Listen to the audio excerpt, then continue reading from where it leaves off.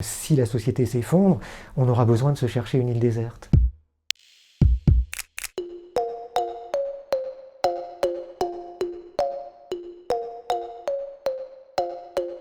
On peut y voir Robinson Crusoe faire de la vannerie, on peut le voir faire de la poterie, on peut voir comment il abat des arbres pour s'en faire des meubles, pour tailler des planches, etc.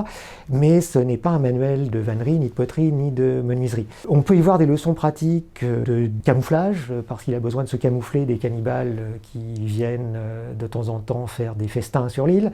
On peut y voir aussi un manuel de self-défense, parce qu'il apprend aussi à se défendre des mêmes cannibales quand ils s'approchent dangereusement de lui. Cela dit, dans une période où on a peur de l'effondrement de la société, où on a peur de l'anthropocène, pour parler vite, Robinson peut être vu comme un mythe qui a encore de beaux jours devant lui, parce que c'est aussi l'histoire du parfait survivant. On peut penser que si la société s'effondre, on aura besoin de se chercher une île déserte.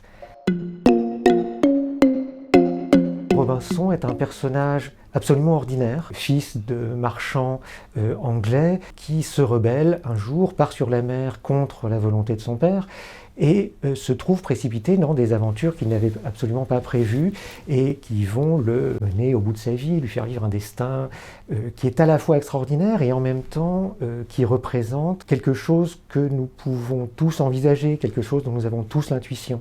Parce que quelque part, son destin de naufragé sur une île déserte représente la vie ordinaire. Ça se voit par exemple aux travaux qu'il fait sur l'île. Il fabrique un abri, des meubles, des paniers, il se fait une table, des outils aussi pour cultiver les champs. Mais ces prouesses techniques ne vont jamais dépasser ce qu'un homme ordinaire, apprenant tout seul, est capable de faire par imitation. Et c'est même un éloge que fait Robinson de l'intelligence de la main. Il y a un passage assez connu du livre où il dit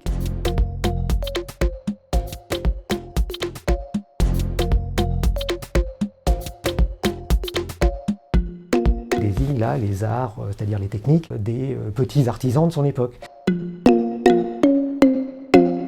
Ça a été un mythe servant à élever les garçons, c'était une lecture essentiellement masculine, au XIXe siècle surtout. On a fait lire Robinson et ses réécritures aux adolescents pour leur donner un exemple de maîtrise dans l'adversité, de courage, de force. Il s'aperçoit qu'il a fait naufrage sur une île déserte, que tous ses compagnons de voyage sont morts, et sa première réaction est de se jeter par terre dans le désespoir. Et puis il se relève, retourne au navire avec les moyens du bord, il se construit un radeau avec des pièces de bois, il met sur ce radeau le maximum d'outils, de voiles, de choses, d'objets qu'il peut sauver du naufrage, et il va s'en servir pour s'établir sur l'île. Il fait preuve de résistance, il fait preuve de courage.